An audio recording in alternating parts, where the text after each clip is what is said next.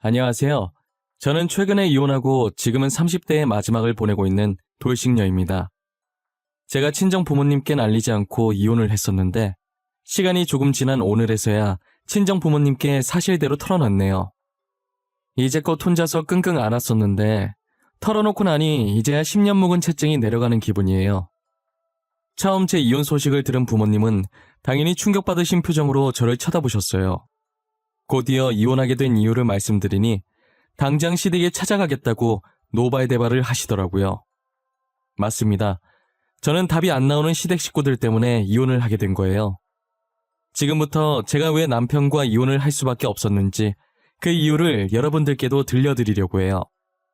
저는 지금은 외동딸이나 다름이 없지만 몇 년 전까지만 해도 5살 터울의 오빠와 부모님, 이렇게 저희 가족은 4식구였어요. 하지만 오빠가 사고로 세상을 떠나게 되었고 그때부터 저는 외동딸로 지내게 되었죠. 사법고시를 준비하던 오빠가 예고도 없이 떠난 후 막내였던 저는 한순간에 맏딸, 집안의 가장이 되었고 부모님은 오빠에게 걸었던 기대를 제게 걸기 시작하셨어요. 장남이라고 항상 오빠만 찾던 부모님이 이젠 하나밖에 안 남은 자식인 저만 찾는 거예요. 처음엔 늘 무시받던 제가 드디어 부모님께 관심을 받는 것 같아서 기분이 좋았어요. 그런데 부모님께서 제게 거는 기대가 커지면서 저는 부담감에 잘하던 일도 안 되더라고요. 이제는 저를 찾는 부모님의 목소리가 들릴 때마다 겁부터 나기 시작할 정도였어요. 그 정도로 부모님께서 제게 거는 기대가 크셨어요. 그러다 제 나이가 결혼 적령기를 넘어섰고 당연히 집에서는 결혼 언제 하냐고 독촉하셨죠. 결혼 얘기가 나올 때마다 저는 정말 진절머리가 났어요. 제가 이 나이가 되도록까지 결혼을 못한 건 다 부모님 때문이었거든요. 저는 직업이 좋은 편이었는데 부모님께서는 제 직업이 좋은 만큼 평범한 남자로는 성에 안 차셨어요. 계속 저보다 더 좋은 직업을 가진 사익감을 찾으시더라고요. 그러다 보니 저는 결혼 적령기가 넘어가도록까지 결혼을 못하고 있었죠. 다른 친구들은 이미 다 결혼해서 애까지 있는데 저만 혼자 싱글이었어요. 가끔 친구들이 SNS에 남편이나 아이와 함께 찍는 사진을 올리면 가끔 부러울 때가 있긴 했어요. 저도 누군가의 아내로, 누군가의 엄마로 행복한 가정을 이루며 살고 싶은 꿈이 있었거든요. 친구들한테 결혼해서 좋냐고 물으면 괜히 제 눈치를 보는 것인지 아니면 진짜 진심인 것인지는 모르겠지만 결혼하지 말라고 손사래를 치더라고요. 싱글일 때가 좋은 거니까 지금 이 순간을 즐길 수 있을 때 마음껏 즐겨 놓으라면서요. 간혹 친구들의 시집살이를 들으면 많이 힘들어 보이긴 했어요. 특히나 신우가 있는 집안은 시어머니의 신우까지 더해져서 장난이 아니라는 거예요. 명절이 제일 무서운 날이라며 여자들끼리 기싸움하다가 진을 다 뺀다고 하더라고요. 저는 그런 얘기들을 들으면서 만약에 제가 결혼을 하게 된다면 신우가 있는 집안엔 절대 결혼하지 않기로 마음먹었어요. 그렇지만 결혼이라는 게 제 입맛대로 할 수 있는 게 아니잖아요. 그리고 확실히 누나나 여동생이 있는 남자와 없는 남자의 태도가 달랐어요. 외동이거나 남자 형제가 있는 남자들은 저를 이해하는 척은 하지만 전혀 이해를 못했죠.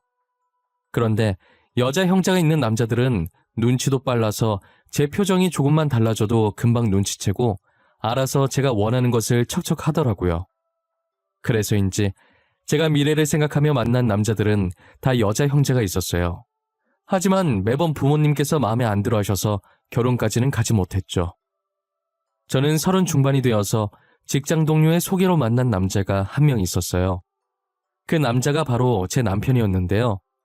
깐깐한 저희 부모님 때문에 남편이 대단한 직업의 소유자인 줄 아시겠지만 남편은 대기업에 다니는 저보다 월급이 훨씬 적은 중소기업에 다니고 있었어요. 남편 직업만 보면 당연히 부모님의 반대로 저희가 결혼을 못했어야 했는데 제가 남편을 제 직장 상사라고 거짓말을 쳐서 결혼할 수 있었어요. 지금은 거짓말 친 제 자신을 너무 원망하고 있지만요. 연애 시절 남편은 너무 다정하고 저밖에 모르는 사람이었어요. 제가 원한다고 하면 자기 간도 기꺼이 내어줄 사람이었죠. 취미며 좋아하는 음식이며 개그 코드까지 맞는 구석보다 안 맞는 구석을 찾는 게 더 빠를 정도로 저희는 모든 것이 잘 맞았어요. 이렇게 잘 맞는 사람이 과연 또 있을까라는 생각이 들었고 정말 놓치고 싶지 않을 정도였죠. 그런데 하나 걸리는 점이 있다면 그건 바로 남편의 여동생이었어요. 남편은 저보다 2살 연상이었고 남편의 여동생은 저보다 6살이나 어렸어요. 남편과 8살 차이가 나는 여동생은 거의 누뚱이나 다름이 없었죠. 처음엔 여동생이 있다는 이야기를 듣고 결혼을 해도 될지 아주 잠깐 망설이긴 했었어요. 하지만 콩깍지가 너무 씌어 있어서 그간 친구들 했던 말이 하나도 생각이 나지 않았고 남편과 결혼해서 여동생이랑 같이 살 것도 아닌데 그게 무슨 걱정인가 싶었어요. 결혼 날짜를 잡을 때까지도 주변에서는 그 나이까지 남자가 결혼을 못한 데에는 이유가 있을 거라고, 이제 연애한 지 5개월밖에 안 됐는데 결혼을 너무 성급하게 결정한 것 아니냐고 하더라고요. 그렇게 치면 반대로 저도 이 나이까지 결혼 못했는데 남편과 똑같은 상황이었죠. 제가 그때 콩깍지가 아니라 귀신에 씌었던 건지 당시의 조언이랍시고 해주는 얘기들이 제 귀에는 하나도 안 들어왔어요. 저는 주변의 만류에도 남편이 하기 나름일 것이라는 생각을 하고 남편 하나만 믿고 결혼을 했어요. 그런데 걱정과는 다르게 막상 결혼해서 생활해보니 저희 부부가 분가를 하니까 시댁에 갈 일이 잘 없어서 시어머니와 시누랑 마주칠 일이 별로 없었어요. 명절이나 제사 같은 큰 행사가 아니면 연락도 잘하지 않으셨죠. 얼굴 볼 일이 없으니 당연히 시댁살이 같은 건 없었고요. 남편도 결혼 전과 변함없었고 같이 살면서 의외의 모습을 많이 봐서 오히려 이전보다 더 좋아졌어요. 남편은 제가 알고 있던 것보다 훨씬 다정했고 섬세한 사람이었죠. 제게 부족한 부분들이 있으면 남편은 그 부분에 대해 불평하지 않고 이해하며 같이 채워나갔어요. 그런 모습들을 보면서 이 사람과 결혼하길 정말 잘했다는 생각이 들었죠. 무슨 일이 생기든 남편과 함께라면 다 이겨낼 수 있을 것만 같았어요. 정확히 2년 후 남편의 카드 거래 내역을 보기 전까지만요. 결혼하고 나서 저희 부부의 돈 관리는 남편이 하고 있었어요. 아무래도 남편이 재무팀에서 근무하고 있었기 때문에 아무것도 모르는 제가 하는 것보단 남편이 관리하는 게 더 나을 것 같다는 생각에 돈 문제는 전적으로 남편에게 믿고 맡겼었죠. 그리고 쓰잘데기 없는 곳에 돈을 안 쓰는 양반인 걸 잘 알아서 아무 의심을 안 했던 것 같아요. 저희는 남편 통장에 돈을 넣었고 은행에서 한 통장으로 여러 카드를 만들 수 있다고 하길래 남편 명의로 된 카드를 2개 만들어서 각자 하나씩 들고 다니면서 쓰고 있었어요. 1년 반 정도는 정말 아무 문제 없이 잘 썼었어요. 그러다 제가 한번 결제를 잘못하는 바람에 취소할 일이 있었는데 주말이라 전화 취소는 못하고 요즘은 온라인으로 다 해결이 되길래 혹시나 하는 마음에 남편 노트북으로 카드 내역서를 잠시 살펴봤었어요. 그런데 분명히 은행에서 카드 2개를 발급했었는데 언제 발급했는지도 모를 카드가 하나 더 있더라고요.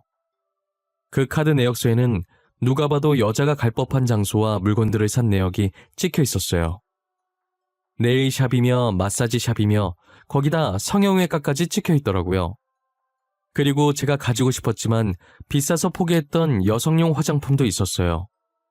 남편이 저런 곳에 갈 리 없었고 도대체 저런 화장품이 왜 필요했을까 싶더라고요. 아무리 생각해봐도 답은 하나밖에 떠오르지 않았고 결국 제가 내린 결론은 남편의 외도였어요.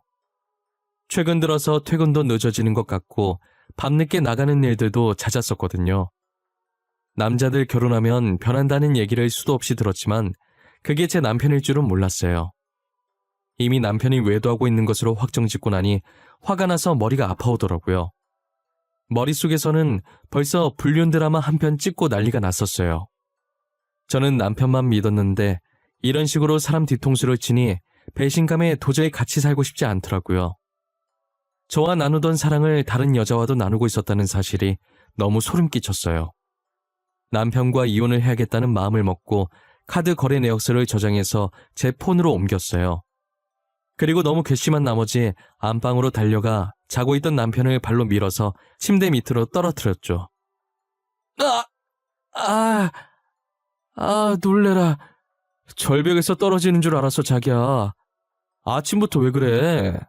깨우려면 그냥 깨우지. 가만히 자고 있는 사람을 왜 밀고 그래? 뼈 부러지는 줄 알았잖아. 오빠는 잠이 와? 마누라 두고 딴 년이랑 바람핀 주제에 편하게 지금 잠이 오냐고. 그동안 나 몰래 이런 짓 하고 다니면서 좋았겠다? 어? 딴 년이라니. 나 아무것도 안 했어. 내가 너 몰래 무슨 짓을 했다는 거야? 나야말로 자고 있다가 이게 무슨 봉변인지 모르겠네. 바람핀 놈들은 얼굴에 철판을 얼마나 깔고 다니길래 그 짓거리를 하고도 이렇게 당당한 거야?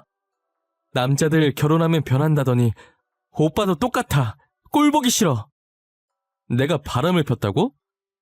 너 진짜 아까부터 무슨 말을 하는 거야? 내가 너 두고 바람을 왜 펴? 나 진짜 그런 놈 아니야. 너도 알잖아. 나한테 너밖에 없는 거.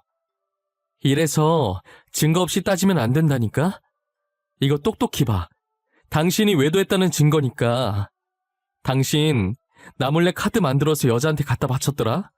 이래도 계속 발뺌할 거야? 남편은 제가 드리민 카드 내역서를 보더니 그제서야 사태 파악이 된 건지 저와 눈을 못 마주치고 얼굴은 점점 새하얘지기 시작하더라고요. 그러더니 아까의 당당한 모습은 사라지고 말까지 더듬으면서 해명을 하더라고요. 그니까 이게 어떻게 된 거냐면 사실은 말이야. 화내지 말고 들어. 알겠지? 이 얘기 들으면 분명 너가 화낼 것 같아서 그동안 말 못했거든. 아까는 그렇게 당당하더니 증거 보여주고 나니까 이제서야 잘못됐다는 생각이 들어? 나 이미 오빠랑 이혼하기로 마음 먹었어. 그러니까 변명할 필요 없어. 그딴 변명 들어줄 생각도 없으니까. 바람 피운 건 진짜 아니야. 그건 진짜 맹세할 수 있어. 사실 그 카드가 우리 엄마랑 동생이 쓰고 있는 카드야. 그 내역서에 찍힌 것도 엄마랑 동생이 쓴 거고. 뭐? 어머님이랑 아가씨가 그걸 왜 쓰는데? 아니, 왜 내 허락도 없이 당신 마음대로 그랬어? 통장에 당신 돈만 있어? 아니잖아. 적어도 나한테 물어보고 결정했어야지. 나도 이렇게까지 흥청망청 쓸 줄은 몰랐어. 그렇다고 다시 카드 달라고 하기도 그렇고. 그래서 내가 혼자서 그 돈 메꿔보려고 밤에 대리도 뛰고 했는데 미안해. 요즘 퇴근도 늦고 밤마다 계속 어딜 나가더니 이것 때문이었던 거야? 어머님이랑 아가씨가 싼 똥 혼자서 치우느라? 오빠도 참 미련하다. 알고 보니 그 카드 내역서에 찍힌 것들이 다 시어머니와 신호가 쓴 것들이더라고요. 돈 버는 저도 벌벌 떨면서 결제하는 것들을 시어머니와 신우는 아무 일도 안 하면서 남의 돈으로 저런 것들을 다 하고 다녔다는 게 너무 화가 났어요. 누구는 남 밑에서 좋은 소리 안 좋은 소리 다 들어가며 힘들게 돈 벌고 있고, 누구는 집에서 놀면서 남의 돈을 자기 돈 마냥 쓰고 있고, 지금 이게 무슨 경우인가요? 저는 당장 시댁에 가서 남편이 줬던 카드를 다시 뺏어와야겠다는 생각이 들었어요. 정말 이대로 놔뒀다간 당장 저희 생활비도 다 날아가게 될 것 같았거든요. 더 생각할 것도 없이 옷을 대충 아무거나 손에 잡히는 대로 입고 시댁으로 향했어요. 시댁으로 가니 시어머니와 신우는 거실 소파에 나란히 앉아 속 편하게 TV를 보면서 웃고 있더라고요. 제가 온 줄도 모를 만큼 소리를 크게 틀어놓고 보고 있는데 진짜 한심해 보였어요. 어머님, 우리 그이가 준 카드 지금 어디 있어요? 그 카드 당장 내놓으세요. 카드 받은 거 알고 온 거니까 발뺌하실 생각 마세요. 어머 깜짝이야. 너 언제 왔냐? 카드? 무슨 카드? 나 카드 같은 거 받은 적 없는데? 시댁에 다짜고짜 찾아와서는 이렇게 시애미한테 눈 부릅뜨고 따지는 행동은 누구한테 배운 거니? 그이한테 카드 받으셨잖아요. 제가 언제까지 모를 거라 생각하셨어요? 그리고 남의 돈을 그렇게 흥청망청 쓰시면 어떡해요? 남의 돈? 그게 어떻게 남의 돈이야? 우리 아들 돈이지. 이만큼 키워줬는데 우리 아들 돈도 내 마음대로 못 쓰니? 카드 안 받으셨다더니 받으셨네요. 주세요 당장. 카드 어디 있어요? 다시는 저희 돈 마음대로 쓰지 마세요. 그거 아드님 돈 아니고 거의 다 제 돈이에요. 언니 진짜 꽉 막혔다. 언니가 저희 집으로 시집 왔으니까 언니도 이제 저희 식구 아니에요? 가족이 돈 좀 필요하면 서로 도우면서 살아야지. 그것 좀 썼다고 뭘 그렇게까지 화를 내고 그래요? 뭘 그렇게까지 화를 내냐고요? 아가씨, 그렇게 돈이 필요하면 집에서 놀지만 말고 일을 하세요. 우리는 무슨 돈을 낳아요? 아니잖아요. 저희도 다 남 밑에서 힘들게 일해서 번 거예요. 아, 네네. 남 밑에서 정말 수고가 많으시네요. 아니, 막말로 제가 오빠 통장에 있는 돈 쓰는 건데 언니 돈이라는 증거가 없지 않아요? 저희는 당연히 오빠 돈이라고 생각하고 쓴 거잖아요. 카드 내놓으라고 하니까 시어머니와 신우는 말도 안 되는 억지를 부리면서 카드를 안 주더라고요. 솔직히 말해서 통장 명의만 남편 거지 그 안에 있던 돈은 거의 다 제 돈이었거든요. 저랑 남편 월급부터가 2배 이상 차이가 나는데 거기 있는 돈이 전부 남편 돈일 리가 없잖아요. 여기서 더 말해봤자 제 입만 아플 것 같아서 카드를 못 받은 채로 집으로 돌아왔어요. 그리고 그 카드를 쓰지 못하도록 도난 카드라고 신고를 해놓았죠. 신고를 하고 얼마 지나지 않아서 바로 신우한테 전화가 왔더라고요. 저랑 그 난리를 쳤으면서 카드를 들고 마사지샵에 간 거예요. 언니가 카드 도난 신고했어요? 마사지 받고 결제하려니까 도난 카드라고 안 된다잖아요. 도난 신고한 거 빨리 취소해요. 얼른요. 당장 결제할 돈도 없단 말이에요. 그러게, 진작 카드 달라고 했을 때 주셨어야죠. 제가 가만히 있을 줄 알았어요? 그리고 저랑 싸운 지 지금 몇 시간이나 됐다고 그새 그 카드를 들고 나가셨어요? 언니 진짜 자꾸 이런 식으로 할 거예요? 저희 오빠랑 이혼하고 싶어요? 빨리 도난 신고 취소하라고요. 결제를 못해서 못 나가고 있단 말이에요. 그건 아가씨 사정이죠. 잘 됐네요. 아가씨 거기 되게 좋아하셨잖아요. 평생 거기서 살면 되겠네요. 그럼 잘 지내봐요. 저는 도난 신고를 취소해줄 마음이 전혀 없었어요. 남편은 저희 통화를 듣고 옆에서 안절부절 못했지만 제가 화가 난 게 보이니 아무 말도 안 하더라고요. 그러다 남편 휴대폰이 시끄럽게 울리길래 봤더니 신우가 이번엔 남편에게 전화를 한 거예요. 남편이 폰을 들고 제 눈치를 보길래 남편 폰을 뺏어서 그대로 전원을 꺼버렸어요. 눈치 없이 신우 편을 들었다간 이혼당할 것 같으니 제가 자기 폰으로 뭐라든 얌전히 있더라고요. 결국 시어머니께서 가지고 계시던 돈으로 대신 결제를 하고 신우를 데리고 나왔어요. 그리고 저는 또 이런 일이 생길 걸 방지해서 남편에게 돈 관리를 따로 하자고 했어요. 남편도 순순히 그렇게 하자고 하더라고요. 원래 쓰던 통장에 이미 시어머니와 신우가 돈을 다 써버려서 얼마 안 남았길래 달라고 하기에도 뭐해서 그냥 남편 보고 가지라고 했어요. 이제 모든 것이 다 들켰고 더 이상 숨길 것도 없다고 생각한 건지 시어머니께서는 뻔뻔하게 대놓고 저한테 돈을 요구하기 시작하더라고요. 남편과 돈 관리 정리하면서 부모님들도 각자 보살피기로 했었거든요. 그래서 평소 시어머니께 드리던 용돈이 반토막이 났어요. 반토막 난 용돈을 들먹이면서 저보고 돈을 내놓으라고 하는 거죠. 이번 달에 들어온 용돈 보니까 반이나 줄었던데 도대체 그 돈으로 둘이서 어떻게 생활하라는 거야? 굶으라는 말이야? 어머님, 그걸 왜 저한테 따지세요? 따지시려면 남편한테 따지셔야죠. 이제부터 부모님들은 알아서 모시기로 얘기했어요. 그렇게 돈이 부족하시면 아가씨 보고 일하라고 하세요.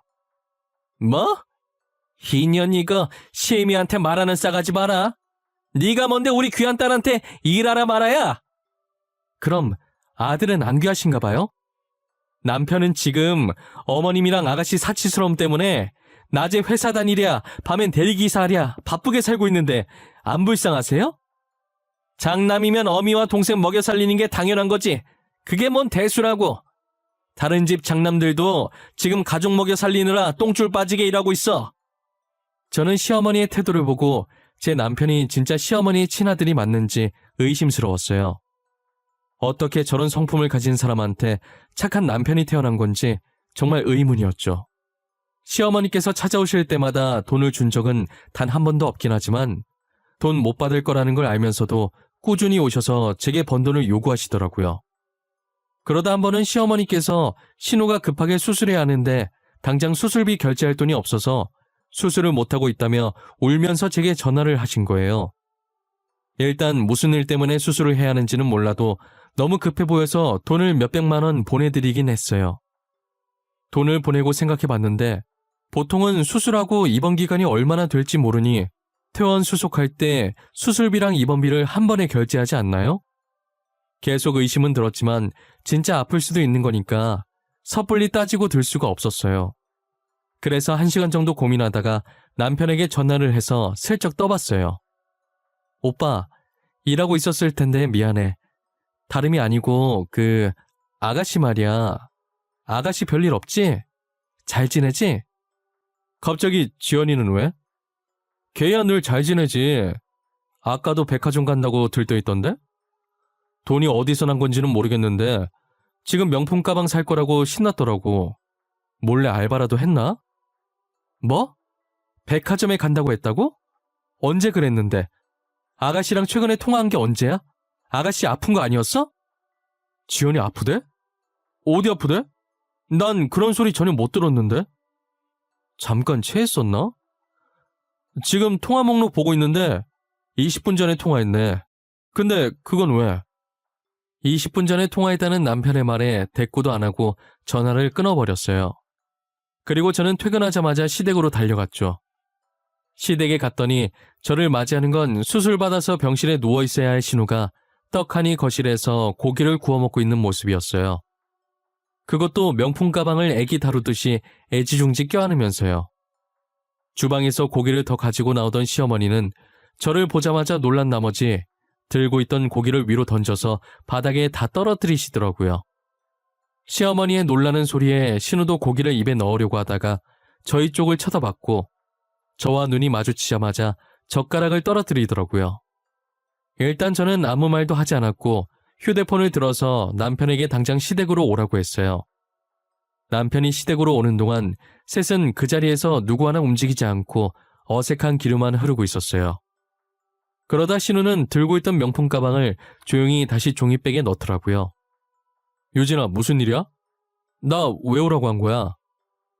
근데 여기 분위기가 왜 이래? 나 없는 동안 싸웠어? 야, 지연아, 엄마랑 언니 싸웠어? 거기는 왜 또 땅바닥에 뒹굴고 있대? 오빠, 여기서 선택해. 시댁이야, 나야. 어머님이랑 아가씨야, 아니면 나야. 딱 한 번 기회 줄 거야. 잘 생각해보고 선택해. 다짜고짜 웬 똥딴지 같은 소리야. 선택하면 어떻게 되는 건데? 아니, 갑자기 내가 왜 선택해야 하는 건데? 설명을 해줘야 고르든지 말든지 하지. 시댁 선택하면 나랑 이혼하는 거고 나를 선택하면 앞으로 시댁이랑은 영 끊어야 돼. 오늘 어머님이 아가씨 수술해야 된다고 나한테 500만 원이나 가져가셨어. 뭐? 엄마, 지연이 어디 아픈데? 어디 아프길래 500만 원이나 가져간 거야? 그 정도면 큰 수술 아니야? 그래서 언제 수술하는데? 아가씨 수술 안 해. 지금 보는 것처럼 너무 건강해서 수술 같은 건 아마 영원히 안 할 것 같네. 나한테는 수술한다고 거짓말치고 그 돈으로 명품 가방 사셨댄다. 그러고 고기가 잘도 넘어가네. 간도 커 아주. 제 말을 듣고 남편도 어이가 없었는지 헛웃음만 치고 더 이상 말을 하지 않더라고요. 저는 이 자리에서 당장 시댁인지 저인지 남편 보고 선택하라고 했어요. 남편은 어떻게 고르냐고 저도 포기 못하고 시댁도 핏줄이라 포기를 못하겠대요. 남편의 말에 시어머니와 신우도 제 바지가랑이를 잡고 매달리는 거예요. 아가, 내가 잘못했다. 아무리 그래도 그런 거짓말을 하면 안 됐는데 내가 잘못했어. 우리 아들은 아무 잘못이 없지 않니? 그러니 이혼만은 안 하면 안 되겠니? 그래요, 언니. 저희가 잘못했어요. 오빠는 아무것도 몰랐어요. 제가 명품 가방이 너무 갖고 싶어서 제가 그렇게 하자고 한 거예요. 다시는 이런 일 없을 거예요. 오빠가 무슨 죄예요? 우리가 정말 잘못했다. 이혼은 다시 생각해보면 안 되겠니? 내가 이렇게 비마. 아무것도 몰랐던 우리 아들. 우리 때문에 이렇게 이혼당하면 너무 불쌍하잖니? 언니, 제가 내일 가방 다시 환불해서 돈 돌려드릴게요. 그러니까 제발요. 한 번만 봐주세요. 네? 절대 다시는 안 그럴게요. 약속할게요. 각서 쓰라면 각서도 쓸게요. 저는 시댁 식구의 사과는 더 이상 필요가 없어서 아무런 대꾸도 하지 않았어요. 남편은 절대 가족을 버릴 수 없는 성격이라는 걸 누구보다 잘 알고 있었기 때문에 제가 먼저 이혼하겠다고 말하고 저를 잡고 있던 시어머니와 신우 손을 뿌리치고 시댁에서 빠져나왔어요.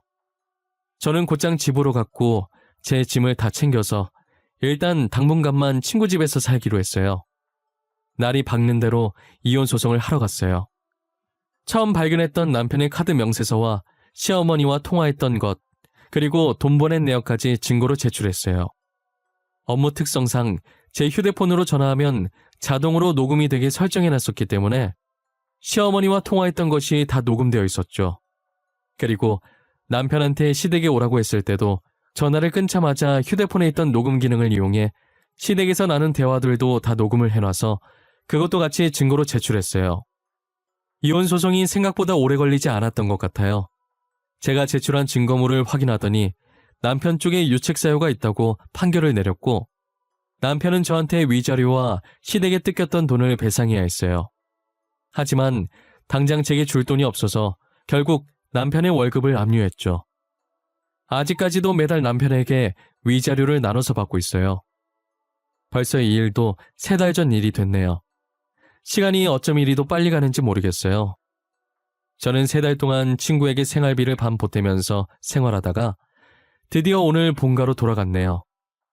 부모님께 어떻게 말을 꺼내야 할까 고민하다 보니 3달이 지나 있더라고요. 지금 이렇게 글을 쓰고 있는 와중에도 거실에서는 부모님께서 화내는 소리가 들려요. 전 남편에게 통화를 한 것인지 아버지께서 이놈 저놈 소리를 다 하고 계시네요. 저는 아마 앞으로 재혼은 절대 안 할 것 같아요. 결혼 생활을 해보니 결혼은 저랑 안 맞는 것 같더라고요. 언젠간 좋은 사람이 생긴다면 생각은 한번 해보겠지만 안 할 확률이 확실히 높아요. 그리고 제가 신호의 안 좋은 면만 말한 것 같은데 제 신호가 그랬었다는 거지 안 그런 신호분들도 분명 많을 거예요. 여기에 올라오는 사연 가끔 들으면 신호와 친구처럼 지내시는 분들도 많더라고요. 그러니 본인도 누군가의 신호인데 제 글에 신호가 나쁜 존재라 적혀있다고 기분 나쁘게 생각은 하지 않으셨으면 좋겠어요. 본인 같은 신호가 있는 반면에 아직도 저렇게 나쁜 신호도 존재하는구나 라고만 생각해주세요. 이제 저는 부모님께도 이혼 소식을 전했으니 풀지 못했던 문제를 하나 푼 기분이에요. 앞으로는 저희 부모님도 챙기고 제 자신도 챙기면서 열심히 잘 살아보려고요. 이건 제 생각인데 아마 전 시어머니와 전 신우의 씀씀이는 평생 고쳐지지 않을 것 같아요. 결국 그 둘 때문에 죽어나가는 건 전 남편 하나뿐이겠죠. 여러분들도 결혼할 때 남편만 믿고 하지 마시고 주변 사람들까지 잘 알아보고 하셨으면 좋겠어요. 괜히 저처럼 남편 하나만 보고 결혼했다가 험한 꼴 당하면 안 되잖아요.